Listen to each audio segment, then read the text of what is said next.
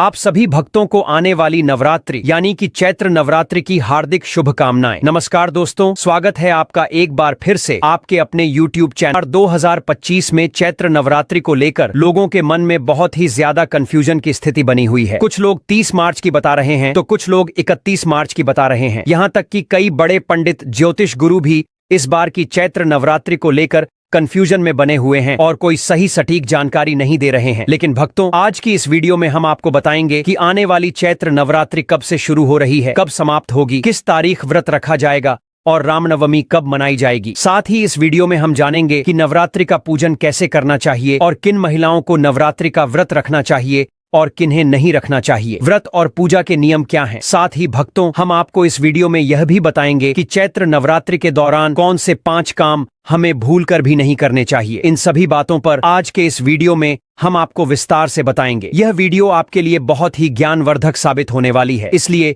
इसे अंत तक जरूर देखें और कमेंट बॉक्स में जय माता दी अवश्य लिख दें। चैत्र नवरात्रि पावन पर्व फाल्गुन मास के समाप्त होते ही शुरू हो जाता है। होलिका दहन के बाद चैत्र मास का आरंभ होता है और इसी के साथ हिंदू नववर्ष भी शुरू होता है। हिंदू पंचांग के अनुसार चैत्र नवरात्रि बहुत महत्वपूर्ण होती है क्योंकि इसी समय देवी दुर्गा के 9 रूपों की पूजा की जाती है। घट स्थापना और कलश स्थापना किस दिन और किस शुभ मुहूर्त में करनी चाहिए, अखंड ज्योत जलाने का सही तरीका क्या है, पूजा विधि और मंत्र कौन कौन से हैं, इन सभी महत्वपूर्ण विषयों पर इस वीडियो में जानकारी दी जाएगी। इसीलिए आप वीडियो को पूरा ही देखें, आधा अधूरा ना देखें। कई लोग होते हैं जो वीडियो को बीच बीच से देखते हैं, काट काट कर देखते हैं और फिर ऐसे व्यक्ति को जीवन में कभी सफलता हासिल भी नहीं हो सकती। इसलिए वीडियो को आधा अधूरा छोड़कर ना जाएं, आप वीडियो को पूरा ही देखा करें। भक्तों, चैत्र नवरात्रि में माता रानी की आराधना करने से सभी दुख और संकट समाप्त हो जाते हैं। कुछ लोग पूरे 9 दिन व्रत रखते हैं जबकि कुछ पहले और आखिरी दिन उपवास रखते हैं। हर किसी की अपनी अलग अलग मान्यताएं होती हैं और हर उपासना का अपना महत्व होता है। बहुत से लोग जानते होंगे कि एक साल में 4 नवरात्रि होती हैं, 2 गुप्त नवरात्रि और 2 सार्वजनिक रूप से मनाई जाने वाली नवरात्रि। चैत्र और शारदीय नवरात्रि को विशेष रूप से मनाया जाता है जबकि गुप्त नवरात्रि साधकों के लिए अधिक महत्वपूर्ण होती है। हम आपको जो भी जानकारी दे रहे हैं वह शास्त्रों और पंचांग पर आधारित होती है। सही जानकारी प्राप्त करने के लिए टोटल वास्तु ज्ञान चैनल से जुड़े रहें। अगर आप नए हैं तो चैनल को सब्सक्राइब कर लें ताकि आपको आगे भी ऐसी ही महत्वपूर्ण जानकारियां मिलती रहे। दोस्तों, आप जानते हैं कि नवरात्रि साल में 4 बार आती है। इनमें से 2 गुप्त नवरात्रि होती हैं और 2 प्रमुख नवरात्रि जिन्हें बड़े हर्षोल्लास से मनाया जाता है। चैत्र नवरात्रि नया संवत हिंदू नववर्ष शुरू होने के साथ आती है और बहुत शुभ मानी जाती है। अश्विन नवरात्रि, जिसे शारदीय नवरात्रि भी कहा जाता है, दशहरे से पहले आती है और इसे बहुत धूमधाम से मनाया जाता है। माघ नवरात्रि और आषाढ़ नवरात्रि गुप्त नवरात्रि होती हैं जिनका विशेष महत्व साधकों के लिए होता है। चैत्र नवरात्रि का विशेष महत्व है क्योंकि यह नए संवत के आरंभ के साथ आती है और इस दिन ग्रहों की स्थिति से पूरे वर्ष की संभावनाओं का आकलन किया जाता है। चैत्र नवरात्रि का पर्व हर साल श्रद्धा और जोश के साथ मनाया जाता है, लेकिन इस साल इस पर्व में कुछ खास बात है जो इसे और भी विशेष बना रही है। इस बार मां दुर्गा अपनी सवारी के रूप में हाथी पर सवार होकर आ रही हैं। हिंदू धर्म में देवी दुर्गा की सवारी का बहुत महत्व होता है और जब वह हाथी पर सवार होकर आती हैं तो इसे एक खास शुभ संकेत माना जाता है। हाथी को भारतीय संस्कृति में शांति, समृद्धि और यादों का प्रतीक माना जाता है। इसे भगवान गणेश की सवारी भी माना जाता है और अब जब मां दुर्गा हाथी पर सवार हो रही हैं तो यह समय और भी अधिक महत्व रखता है। इसका मतलब है कि आने वाला समय देश में शांति और समृद्धि का प्रतीक होगा। यह संकेत है कि हमें इस समय अपने जीवन में शांति, सकारात्मकता और समृद्धि की दिशा में कदम बढ़ाने चाहिए। चैत्र नवरात्रि हिंदू धर्म का एक महत्वपूर्ण पर्व है जो हर साल खास तौर पर मां दुर्गा की पूजा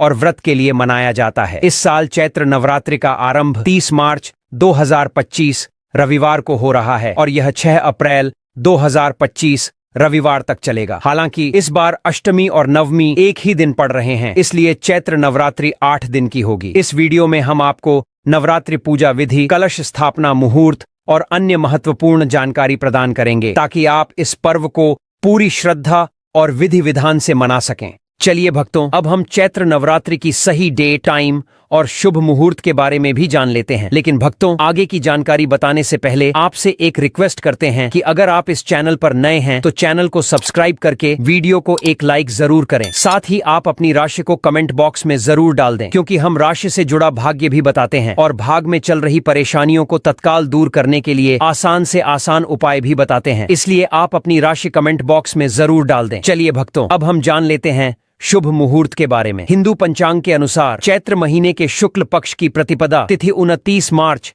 शाम 4:27 से शुरू हो रही है, जो 30 मार्च दोपहर 12:49 पर समाप्त होगी। ऐसे में चैत्र नवरात्रि का आरंभ 30 मार्च से हो रहा है, जो 7 अप्रैल 2025 को समाप्त होगी। कलश स्थापना की बात करें तो कलश स्थापना नवरात्रि की पूजा का एक महत्वपूर्ण हिस्सा होता है। इस दौरान विशेष मुहूर्त में कलश स्थापना करने से मां दुर्गा की कृपा प्राप्त होती है। 2025 में कलश स्थापना के लिए पहला मुहूर्त 30 मार्च 2025 को सुबह 6:13 से लेकर 10:22 तक रहेगा और दूसरा मुहूर्त अभिजीत मुहूर्त 30 मार्च 2025 को दोपहर 12:01 से लेकर 12:50 तक रहेगा। इन मुहूर्तों में कलश स्थापना करना विशेष फलदायक होता है। आप इन समयों में अपने घर या पूजा स्थल पर कलश स्थापित कर सकते हैं। नवरात्रि के दौरान कुछ खास नियमों का पालन करने से माता दुर्गा की कृपा प्राप्त होती है। सबसे पहले काले रंग के वस्त्र पहनने से बचें। धार्मिक मान्यताओं के अनुसार काला रंग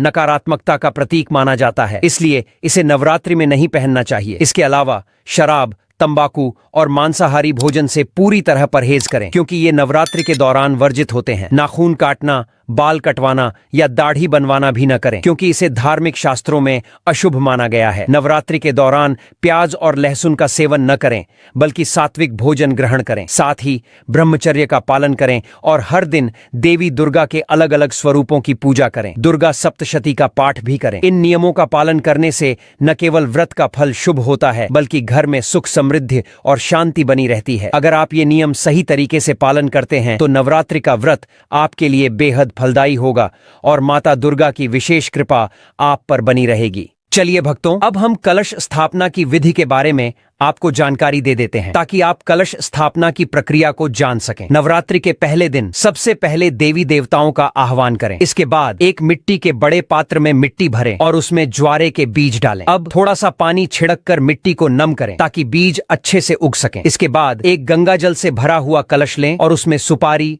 दूर्वा घास, अक्षत और सिक्का डालें। फिर कलश के ऊपर मौली बांधें। अब कलश के किनारों पर आम के 5 पत्ते रखें और उसके बाद कलश को ढक्कन से ढक दें। अब एक नारियल लें और उसे लाल कपड़े या चुनरी से लपेटें। नारियल पर भी मौली बांधें। पूरी विधि के लिए सबसे पहले भूमि को अच्छी तरह से साफ कर लें। फिर ज्वारे वाले पात्र को रखें, उसके ऊपर कलश स्थापित करें और फिर कलश के ढक्कन पर नारियल रख दें। इसके बाद सभी देवी देवताओं का आह्वान करते हुए नवरात्रि की पूजा विधि पूर्वक आरंभ करें। कलश स्थापना के बाद उसे 9 दिनों तक मंदिर में रखें। हर दिन सुबह और शाम कलश में पानी डालते रहें, ताकि ज्वारे अच्छे से बढ़ सकें और पूजा की पूरी प्रक्रिया विधिवत पूरी हो। इस प्रकार श्रद्धा और विश्वास के साथ कलश स्थापना करने से घर में सुख समृद्धि और आशीर्वाद का वास होता है। चलिए भक्तों, अब हम जान लेते हैं कि नवरात्रि में 9 दिन माता रानी की पूजा कैसे करनी है। नवरात्रि के दौरान माता दुर्गा की पूजा करने के लिए यदि आपके पास समय कम है और आप सरल विधि से पूजा करना चाहते हैं तो यह तरीका आपके लिए बेहतरीन रहेगा। सबसे पहले नवरात्रि पूजा के लिए कुछ आवश्यक सामग्री जुटा लें, जैसे एक चौकी,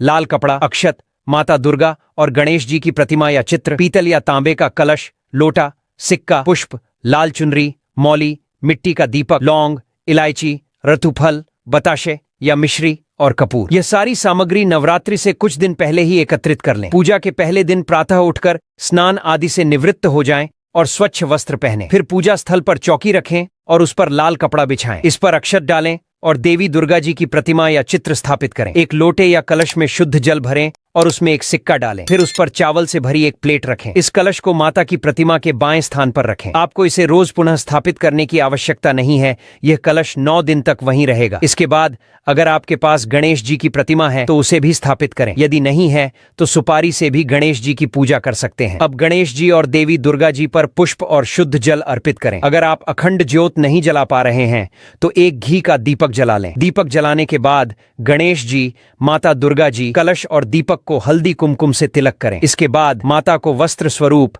एक लाल चुनरी या लाल कपड़ा अर्पित करें और भोग स्वरूप बताशे, मिश्री और फल अर्पित करें। हवन के स्थान पर आप एक मिट्टी के दीपक में कपूर जला सकते हैं और उसमें लौंग का एक जोड़ा डाल सकते हैं। यह हवन पूरे घर में सकारात्मक ऊर्जा का संचार करेगा। यह दीपक और कपूर 9 दिनों तक जलता रहे। इससे वातावरण में सकारात्मकता बनी रहती है। अगर आप कन्या पूजन नहीं कर पा रहे हैं तो आप घर पर छोटी कन्याओं को बुलाकर उन्हें फल, प्रसाद, मिठाई या दही जलेबी खिला सकते हैं और श्रद्धा अनुसार दान दक्षिणा भी दे सकते हैं। इसके अलावा आप माता के भजन सुन सकते हैं और उनकी आरती उतार सकते हैं। पूजा के अंत में दीपक और धूप दिखाकर माता दुर्गा और गणेश जी की आरती उतारें। आरती के बाद अपने मन में आने वाली भूल चूक के लिए भगवान से क्षमा भी मांगे। आपका नवरात्रि का यह पूजा तरीका सरल, सटीक और प्रभावी रहेगा। सबसे महत्वपूर्ण बात यह है कि आपकी श्रद्धा और आस्था माता दुर्गा के प्रति सच्ची होनी चाहिए, क्योंकि यदि आप सच्चे मन से पूजा करते हैं तो देवी की कृपा निश्चित रूप से आप पर बरसती है। दोस्तों, वीडियो में आगे की जानकारी बताने से पहले अभी तक कमेंट बॉक्स में जय माता लक्ष्मी नहीं लिखे हैं तो जय माता लक्ष्मी जरूर लिखना। जब आप हमारे कमेंट बॉक्स में जय माता लक्ष्मी लिखते हैं तो हमें काफी अच्छा लगता है और आप हमारी वीडियो को लाइक करते हैं तो हमारा मनोबल बढ़ता है, जिससे कि अच्छी अच्छी जानकारी होती है आप सभी लोगों के लिए लेकर के आते हैं। चलिए भक्तों, अब हम जान लेते हैं कि चैत्र नवरात्रि में कौन कौन से काम नहीं करने चाहिए। नवरात्रि में भूलकर भी नहीं करें ये 6 काम, नहीं तो माता दुर्गा होंगी नाराज, नहीं होती घर में बरकत। भक्तों, चैत्र नवरात्रि का पावन पर्व आ चुका है, जो सिर्फ पूजा और भक्ति का समय नहीं बल्कि संयम और आत्मनिर्भरता का भी समय है। इस दौरान कुछ विशेष बातों का ध्यान रखना जरूरी है, क्योंकि यह पर्व सकारात्मकता और आस्था का होता है। अगर आप नवरात्रि के 9 दिनों में मां दुर्गा की कृपा चाहते हैं और घर में सुख समृद्धि बनाए रखना चाहते हैं तो इन 6 बातों का पालन जरूर करें। सबसे पहली बात, मांस और मदिरा का सेवन न करें। नवरात्रि का पर्व संयम का है और इस दौरान तामसिक चीजों से दूरी बनाए रखना जरूरी है। हिंदू धर्म की मान्यता के अनुसार नवरात्रि के 9 दिनों में मांस, मछली और मदिरा का सेवन वर्जित है। यह समय सात्विक भोजन का है, इसलिए यदि आप उपवास नहीं भी रखते हैं तो भी इन चीजों का सेवन न करें। नवरात्रि का उद्देश्य अपने शरीर को शुद्ध करना और देवी दुर्गा के प्रति अपनी श्रद्धा को प्रकट करना है। दूसरी बात, प्याज और लहसुन का सेवन न करें। प्याज और लहसुन को तामसिक भोजन में शामिल किया जाता है, इस कारण नवरात्रि के दौरान इनका सेवन करना उचित नहीं माना जाता। हालांकि कुछ लोग इन चीजों को नवरात्रि में भी खाते हैं, लेकिन धार्मिक दृष्टि से इन्हें न खाने की सलाह दी जाती है। इसलिए अगर आप नवरात्रि के दिन पूजा और उपवास कर रहे हैं तो प्याज और लहसुन से परहेज करें। तीसरी बात, घर में ना रखें कलह का माहौल। नवरात्रि के दौरान घर में शांति का माहौल बनाए रखना बेहद जरूरी है। यह समय देवी मां की पूजा और ध्यान का है, इसलिए इस दौरान किसी भी तरह की कलह, तकरार और लड़ाई झगड़ा न करें। अगर घर में कोई तनाव या विवाद होता है तो वह न केवल घर का माहौल खराब करता है बल्कि पूरे नवरात्रि के दौरान शुभता और सकारात्मक ऊर्जा का प्रवाह भी रुकता है। इसके अलावा नवरात्रि के दौरान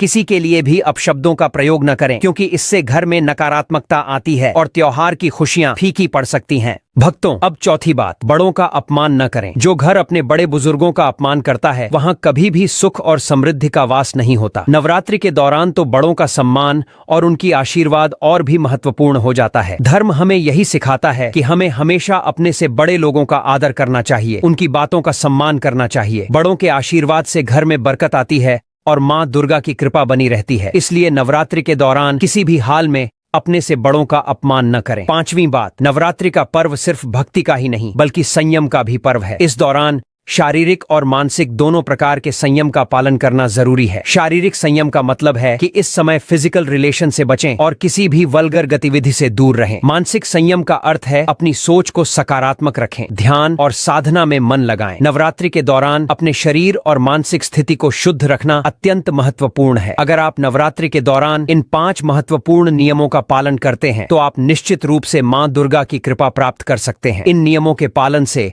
घर में सुख समृद्धि का वास होगा और नवरात्रि के इस पवित्र पर्व का सही मायनों में लाभ मिलेगा। ध्यान रखें, नवरात्रि का पर्व संयम, आस्था और सकारात्मकता का होता है, इसलिए इन छोटी छोटी बातों का ध्यान रखना आपके लिए बेहद फायदेमंद होगा। अगर आपको यह वीडियो पसंद आया हो तो कृपया लाइक करें और हमारे चैनल को सब्सक्राइब करना न भूलें। इसके अलावा बेल आइकन दबाकर सभी